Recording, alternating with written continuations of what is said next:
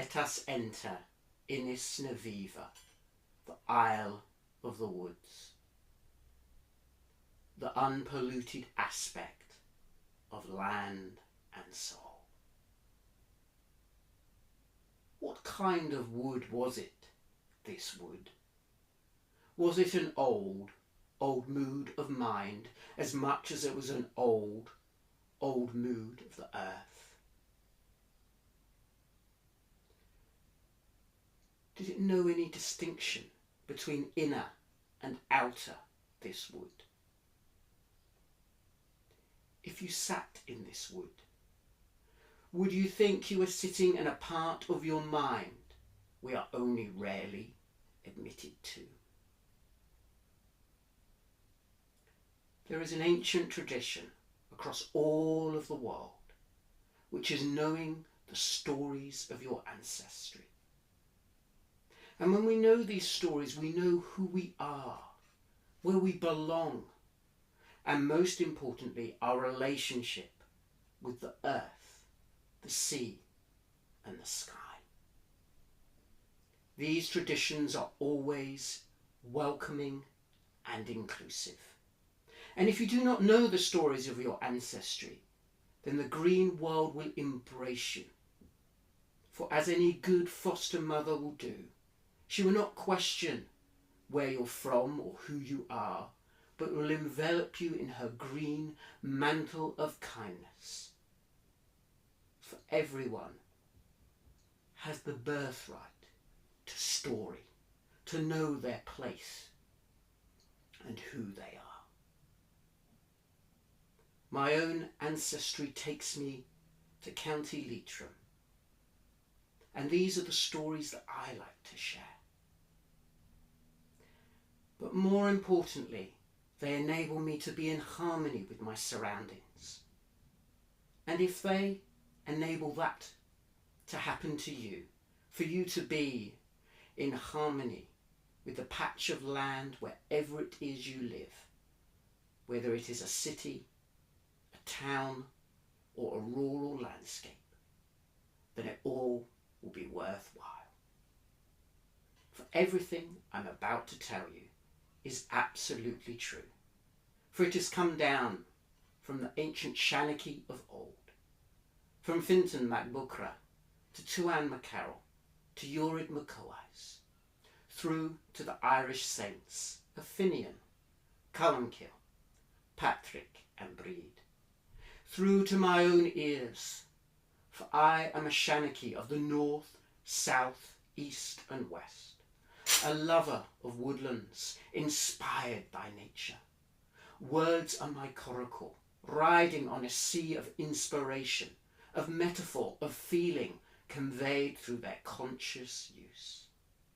For I am the son of poetry, poetry the son of reflection, reflection the son of meditation, meditation the son of law, law the son of research, research the son of great knowledge the son of intelligence, intelligence the son of comprehension, comprehension the son of wisdom, wisdom the son of the three gods of Dalu, Uqba, Uqba and Brian. For I am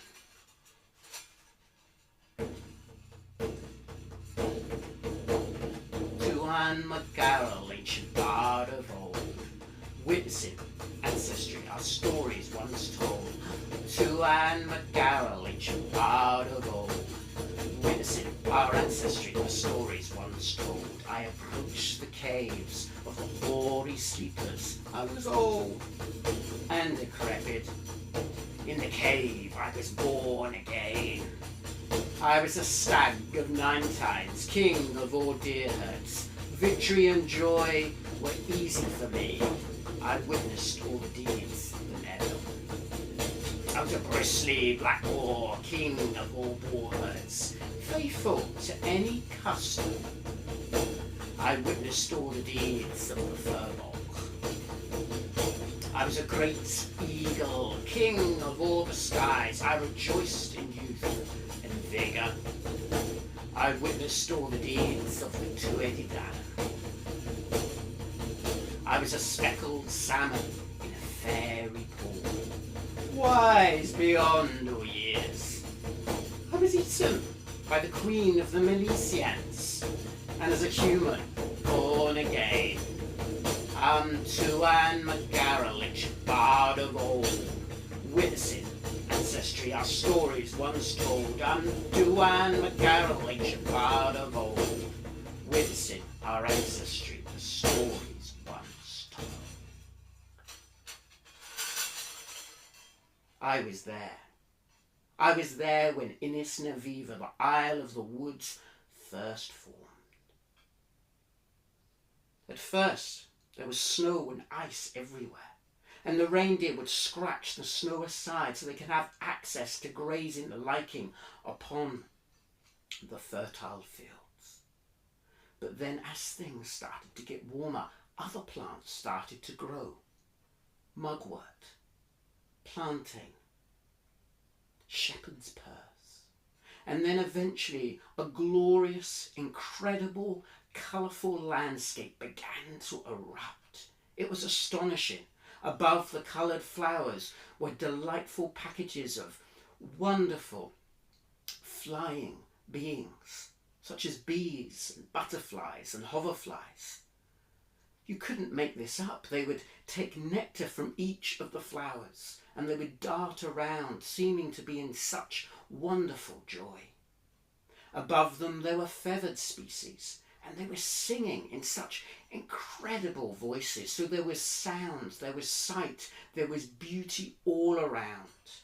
Beauty above, beauty beneath me, beauty being made all of the time. It was a stunning time. And at one point, as I looked across the plains, I saw it. For at that time the trees were only a foot tall, but fully formed with catkins and branches. And then one of the trees grew up above them. It grew up above all of the plants. And this was the birch tree. Of withered trunk fair-haired the birch, faded trunk and fair hair, browed beauty, worthy of pursuit, most silver of skin. And as the tree started to weave its way up, it formed the first forest. It dropped its nitrogen-rich leaves upon the ground, fertilizing the soil and deacidifying the soil also, paving the way for future generations, or should I say successions of species to come.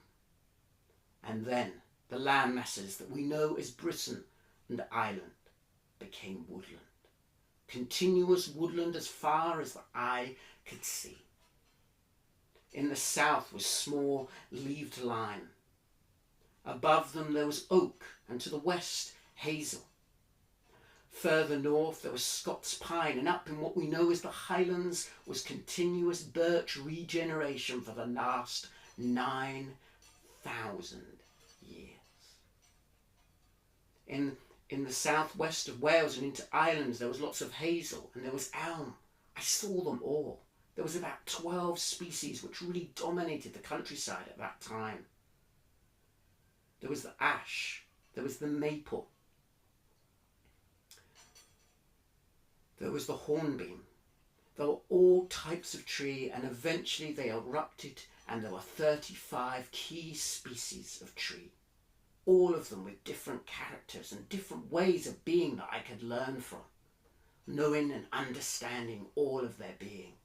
There, Louis, Feren, Salu, Neon, Hua, Dur, Chinyu, Colquert, Mun, Gort, Neertel, Strafruish, Yun, Eyu, and Iya.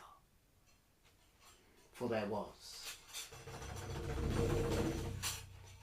alder, ash, aspen, black poplar, bird, wild cherry, and beech. Common, sessile oak, box, crab apple, silver, downy birch, and maple.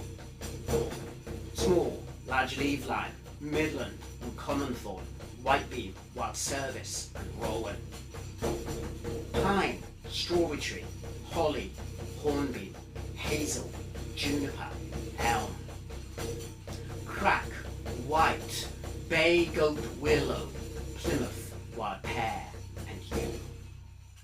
And so it was the trees dominated the countryside. But it wasn't dense, impenetrable thickets that you couldn't get through. They were open, biodiverse, wonderful places. For this was the time of what you now know as the Holocene, a time when the whole of this world was in perfect balance and harmony, had the perfect temperatures, the perfect levels of carbon dioxide and oxygen. Everything was flourishing and growing as it should so that we could farm the land. But we hadn't quite farmed it yet, and it was still a wild wood. And when you entered into that wild wood, kestrel and eagle were above you.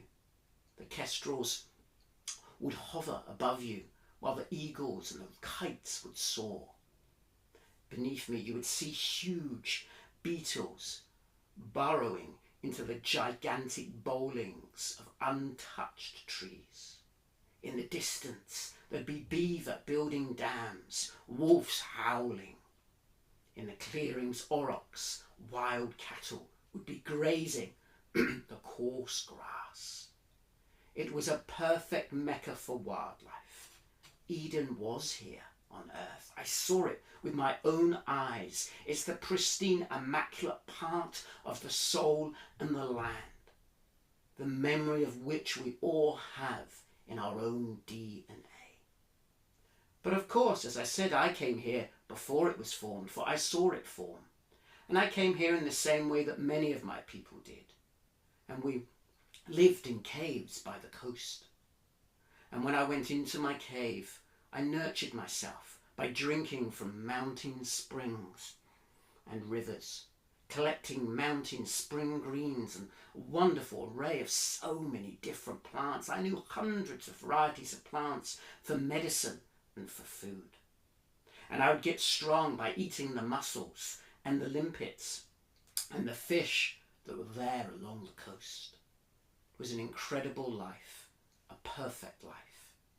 But as with all life, old age started to come upon me, and I would sit in my cave, and I would carry out the age-old practice of worshipping the Earth Mother, of honouring the Earth Mother, of honouring the earth, the sea and the sky. I would light my fire by now with flint and steel, for the people had discovered the mining and the use of minerals in the soil and in the rocks, the treasures of the earth. And so I would strike my steel against the flint. I would blow my tinder bundle into a flame, and I would light my sacred fire, the first of the sacred fires in this cave, and I would honour the Earth Mother. Oh, I would pray to mountain, I would pray to the sea, I'd pray to the sky, I would pray to the soil, I would pray to the earthworm, I'd pray to the mosquito, I'd pray to the boar, to the wolf, to the bear. I would pray to all of the animals. I would fast. I would make offerings. I would pray and I would chant. I wanted to shape myself so I was the same as my environment. In fact, I wanted the environment to shape me rather than me shape me. I wanted to be a part of it, as the dolphin is a part of the sea, as the mole is a part of the soil, as the wolf is a part of the undulating hills and the ancient wild wood. I wanted to retain my animal self. By now I was hairy, I was clawed, I was withered, I was grey, I was wretched, I was miserable. But still I embraced the wildlife, I embraced the animals. I lit the fire, made the offerings, and prayed to the animals. And I thought I would pass away to a new life, but something else happened as I prayed.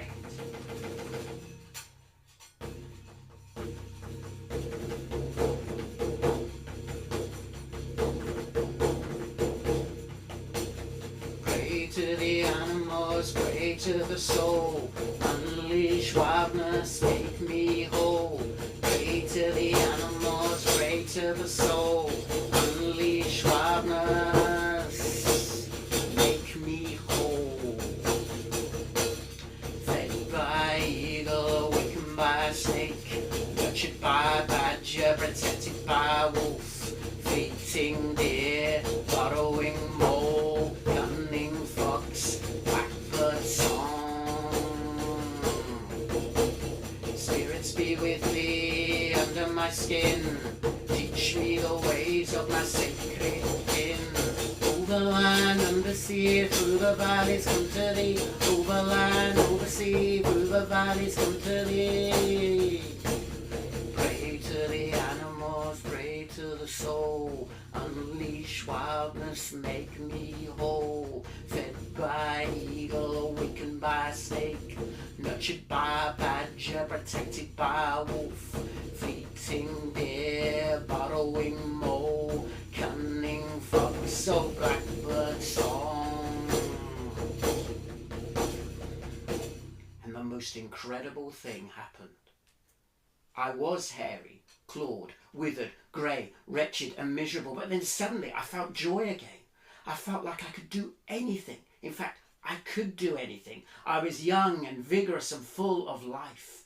I lived now in eternity because I was part of the ecological web of existence. Whenever there's a challenge to overcome, you just pray to the animals and the animals will help and guide you.